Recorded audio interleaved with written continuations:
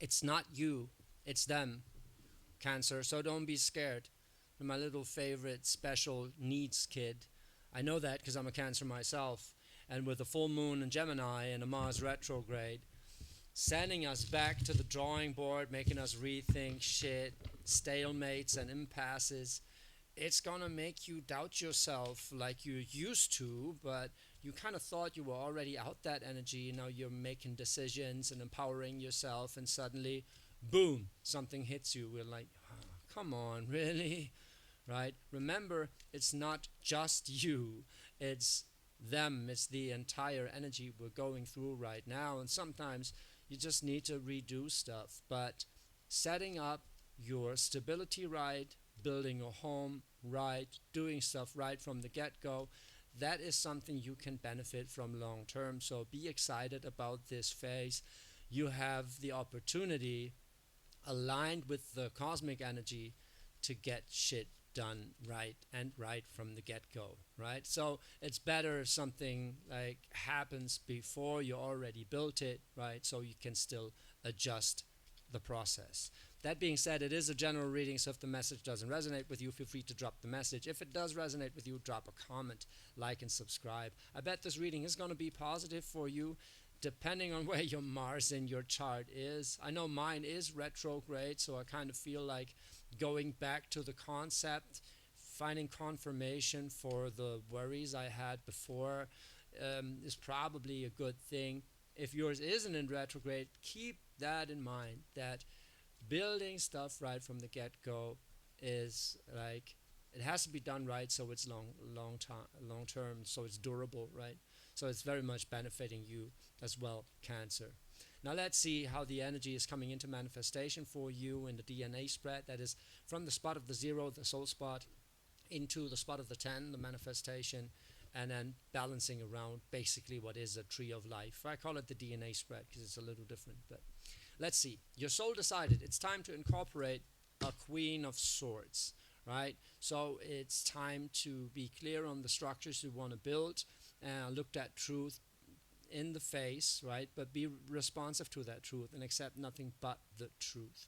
So it's a very beautiful energy to work with, whatever comes in. So it seems you're set up right for things, yeah, working out differently than it expected. So the Queen of Swords, she is not exactly adaptable, but she's the one pulling through hard times and mature enough to revise a decision even she made when, like, the, yeah, when things change, and she's just like, okay, we gotta we gotta be honest about this, especially because it's in the soul spot and the soul has the total overview on what is happening. The soul be like, be a Queen of Swords now, don't get lost in emotions, stay focused, and just work with what you got to create like a new structure here, or to maintain a structure even. Let's see. In the spot of the 9, that's going to give us an insight on what the topic is of this reading for you.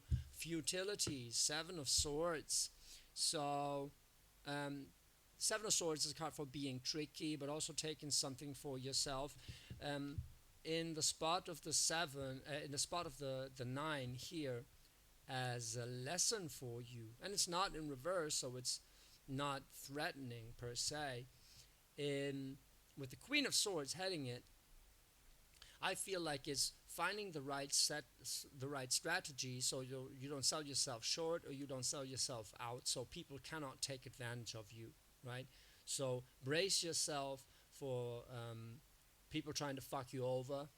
That doesn't mean that there's actually people coming in trying to fuck you over. It means more that you don't fuck yourself over, So you, make sure you pick the right strategy for yourself, set the things up right so you don't fall short, especially when it's coming to, like, this is mind energy, this is air energy, right? And you're a water sign, so you can work with the flow, right? You're able to get the insight, to accept the insight when it's coming in, but then making something tangible off it, advising a strategy, whatever, is something that comes naturally to you depending on what other placements you're in. So If you want to know about that, check out the other readings for the other placements you have for your rising sign, sun, moon, and rising, whatever. So let's see. Let's see how you're manifesting this in your reality. In the spot of the 10, that is the Magus in reverse, trying to manifest some good stuff here. But yeah, something is off with your manifestation powers. Probably the place you're manifesting from. And I'd really have to put some more cards on the table to see what that is. That Magus in reverse, meaning you're manifesting, either you're manifesting an experience that you need rather than what you want, right? To realize something about that. Or you don't know how to manifest what you truly want, and well, which kind of leads to the same things, like manifesting from like a wrong concept or a wrong set of emotions. So we'll see, right? We'll see how this plays out for you. This is very interesting, and I have to kind of pull myself out of the equation. That's why I'm like sometimes stopping a little mid-sentence. I'm like, oh, what does that mean for me? I'm trying to, take that into consideration, but out of the reading in a sense. Let's see how we're working with this though, right? What we have manifested here or are manifesting here that we might not be desiring, or how we learning to manifest truly. Let's see. In the spot of the 1, that is what's getting you going, is the 4 of Pentacles. 4 of Pentacles means power and trying to create stability in your life, right? So either you're coming from stability and trying to preserve that, or you're trying to build that stability where you realize, I want this. I want to feel powerful. I want to feel in control.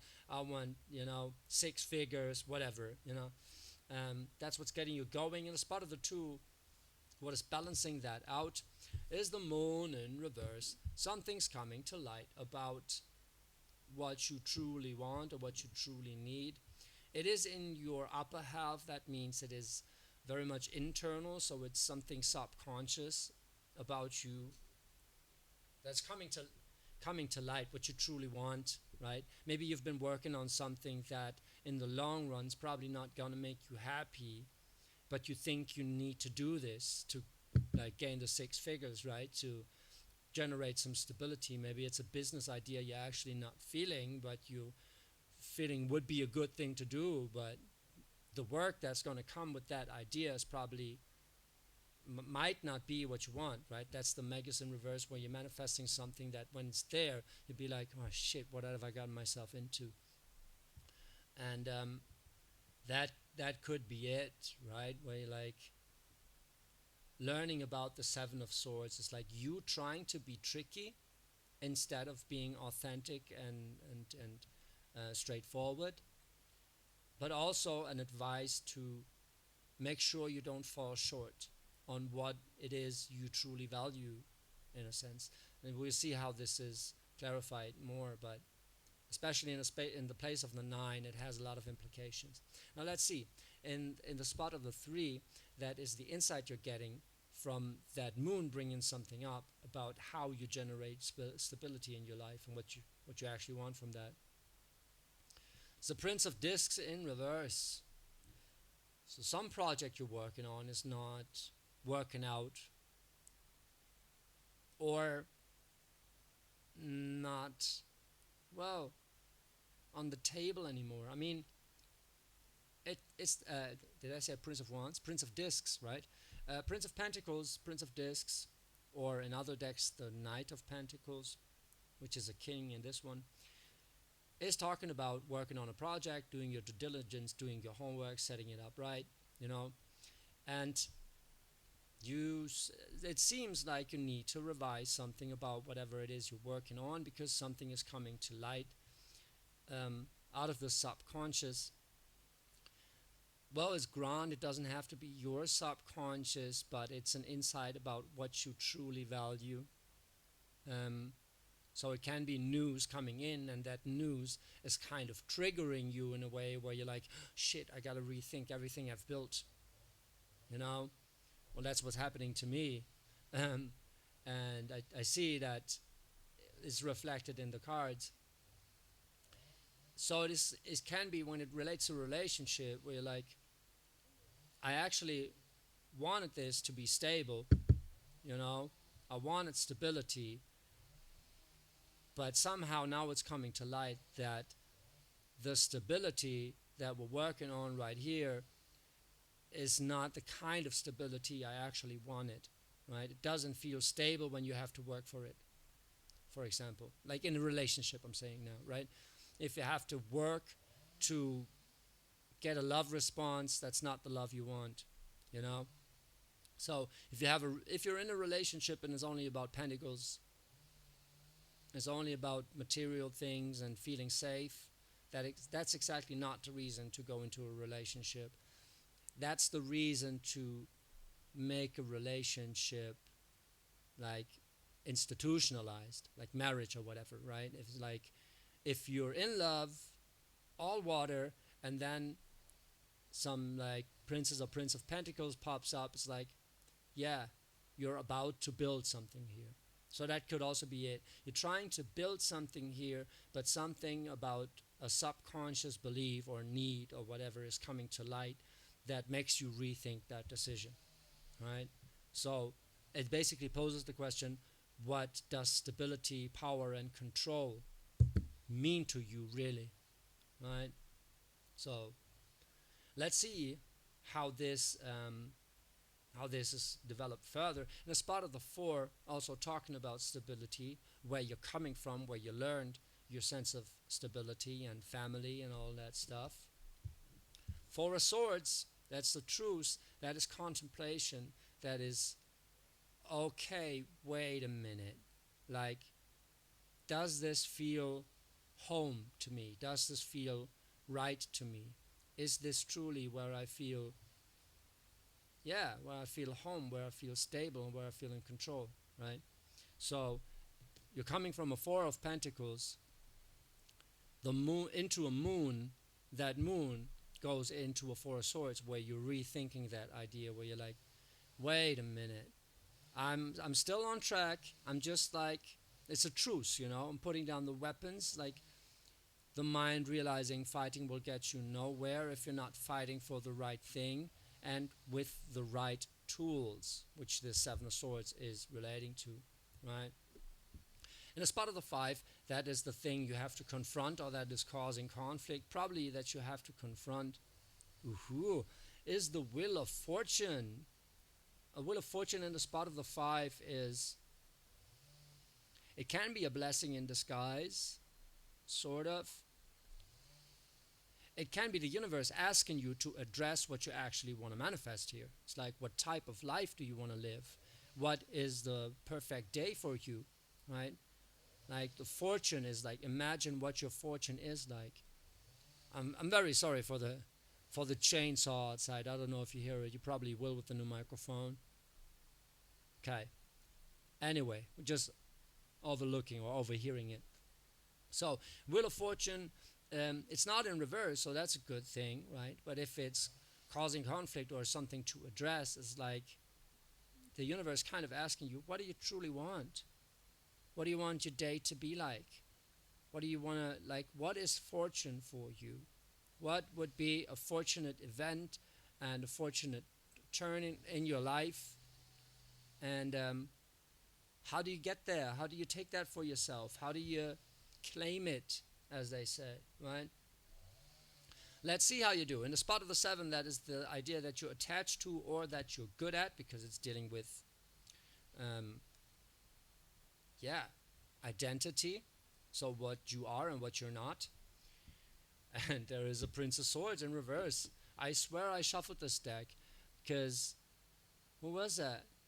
Yeah, Gemini, I believe. Yeah, Gemini had the Prince of Swords in reverse in the exact same spot.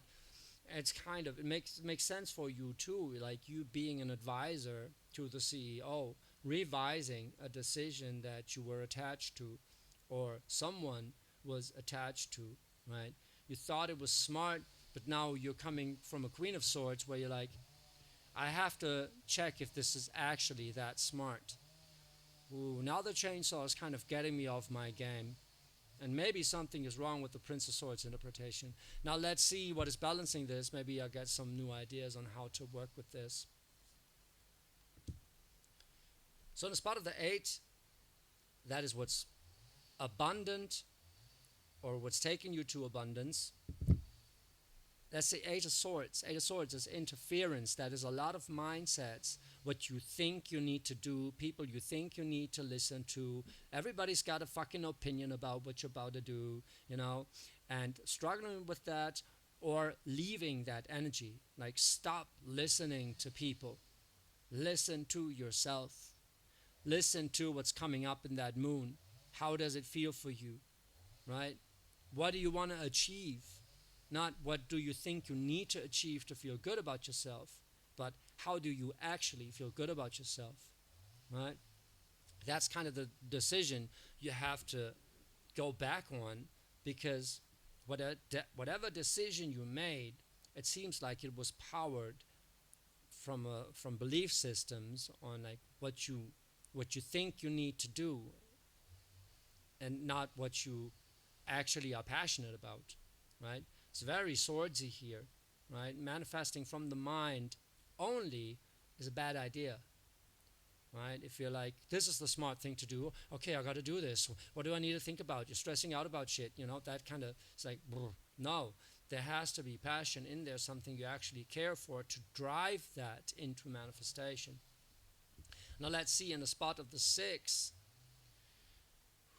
In the spot of the 6, that's a chainsaw, man. It's driving me crazy. So, in the spot of the 6, there is Valor, 7 of Wands. And the 7 of Wands is a beautiful card to oppose an 8 of Swords, especially an 8 of Swords in reverse. Valor means, or like the 7 of Swords means, an idea that you're very passionate about, and so passionate about it you won't let go of it. Whatever people say, you won't let go of it. Now you got to make sure that this idea, this passion, is actually matching what you're working on, right? Because this is your realization. It's like, I'm clinging on to this. I have that idea, like there is some passion and some fiery conviction I have that I'm not moving away from. That is like the core of everything I do, right? Now make sure whatever it is you're doing is matching that conviction, right? That is what you really, really need to do here. So let's see, you're on the verge basically of manifesting something in a way you don't exactly want it, and you're clinging on to the idea of manifesting it. You just have to realize that whatever it is you're clinging on to has to be something that you're truly passionate about, and not something that is purely driven by a seven of swords. And this also confirms what I was saying right now. Is like your insight about what is truly driving you and what you want to hold on to with the 7 of Wands has to match the overall topic for the reading as the 7 of Swords, right? The 7s and the 7s has to match. So your passion has to match with your mind energy, with the structure that you're building, right?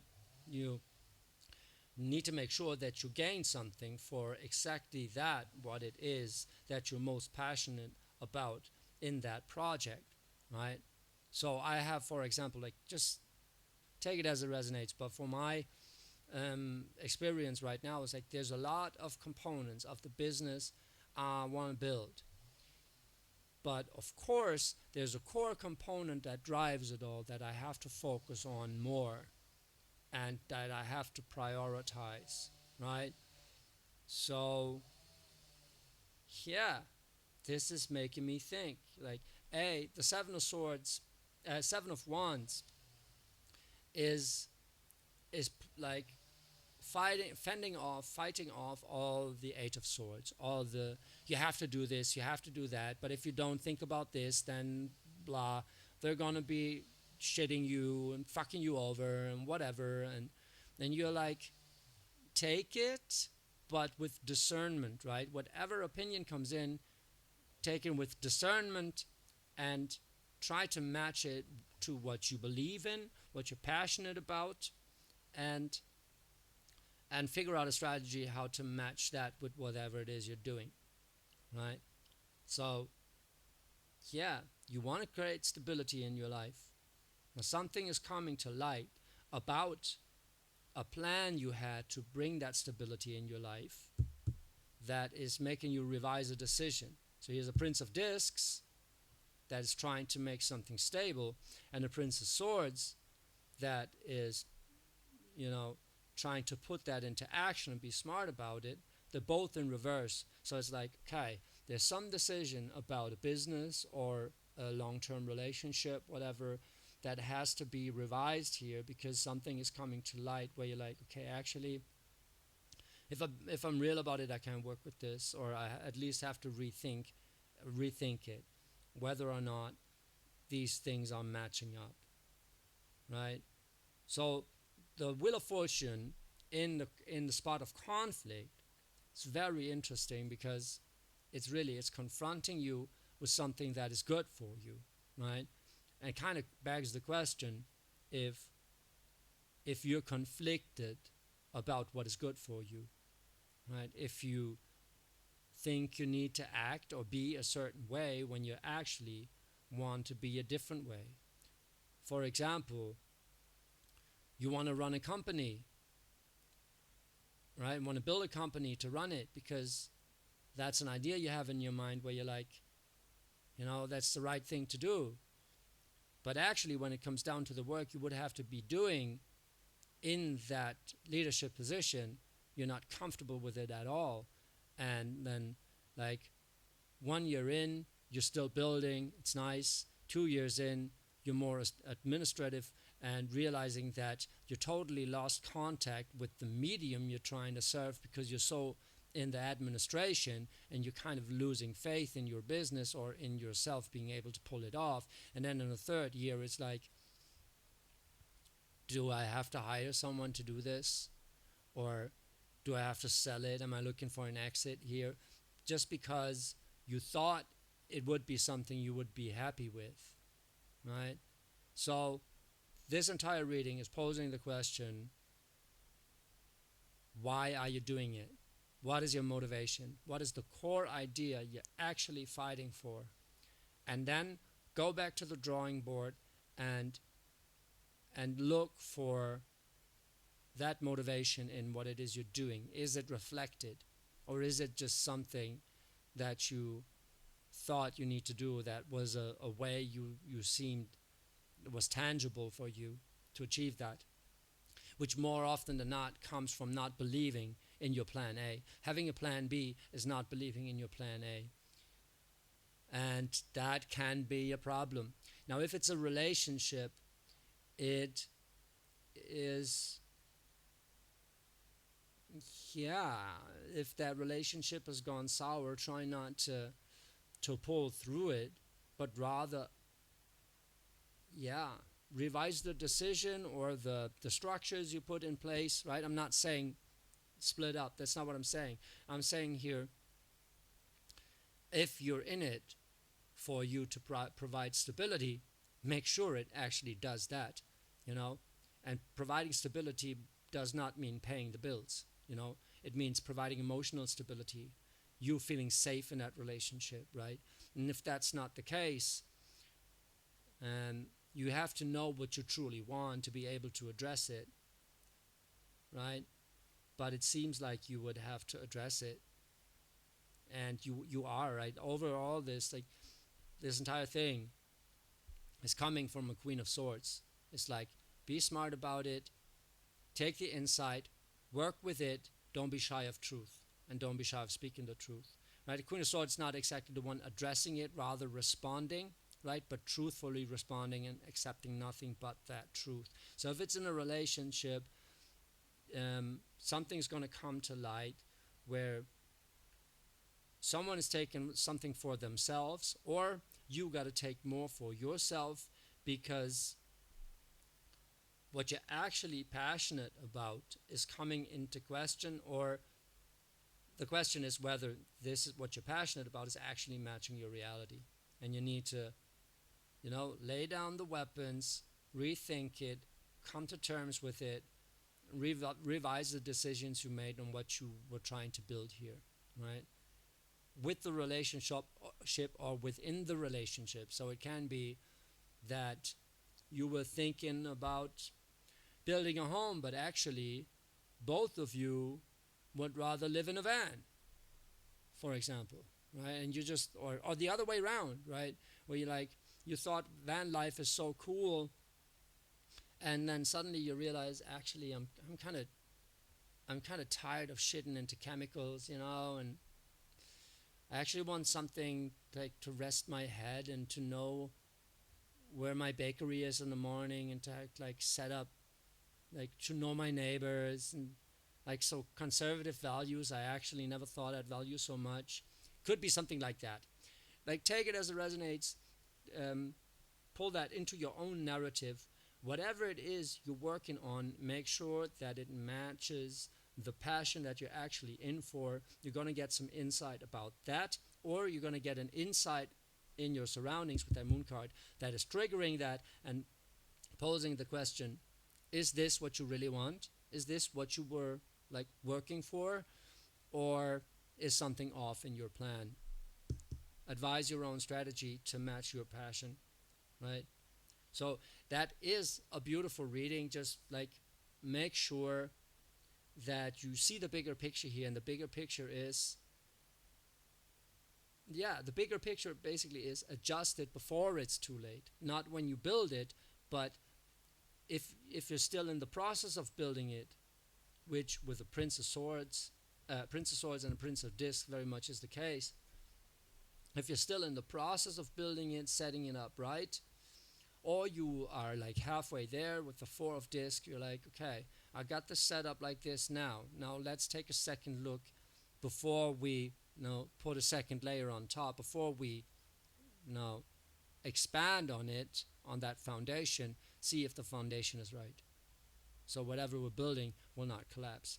So that is a beautiful thing. Realize we're all in this together. It's all Mars retrograde, so we're all struggling with the decisions we made, and we're finding our own passion and truth, and with confrontation and things we have to confront within other people and relationships, right? So what I see in that reading is you are very willing to fight for your ideas. You just have to make sure that whatever you're fighting for is actually what you truly want. It probably is. It is in there somewhere. So maybe strip away what is not, right? Focus on what you want. Queen of Swords also talking about focus, right? So a fortunate event can show you what to focus on, because this is what you truly want, and you're on the verge of manifesting something, or you have manifested something that,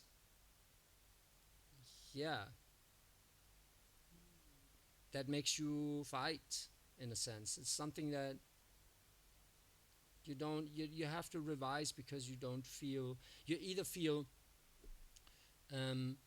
like you have to fight for your ideas, right? And that is not a comfortable situation to be in. Or you feel you have to fight for your ideas because you're building something and you want it to be set up right. It's a beautiful reading, Cancer.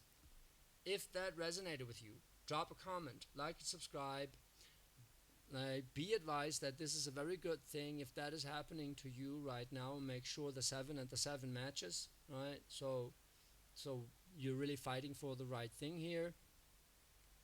And it seems like the universe is going to show, though, right? With the moon card in reverse and the Wheel of Fortune in the 5 of, in your spot of the 5. So that means that a fortunate event is going to bring the change, or that you're changing your idea about what is fortunate for you. So that is a cool thing, right? So you're gaining more stability, and it doesn't seem to fuck with your passion, because that seven of wands here stands strong. So you're not what is it, trifling? Yeah, you're not crumbling, in your conviction. It's more what you're building around that conviction that you're doubting and revising. So setting up that structure right, switching to a different program, whatever, trying out different tools. Like just for me, I thought I had it, and then I'm like, ah, shit, okay, I gotta use a different tool because it doesn't supply my needs, right? And then realizing in the process, this is what I actually want to focus on and stuff like that. So it's gonna be fine. Cancer, you're equipped and well aware of what's happening here, and enjoy that energy, right? Find yourself in this, and that's gonna be fine. It's gonna like set yourself up for good. Thank you, Cancer, for being here. Enjoy it. I love you.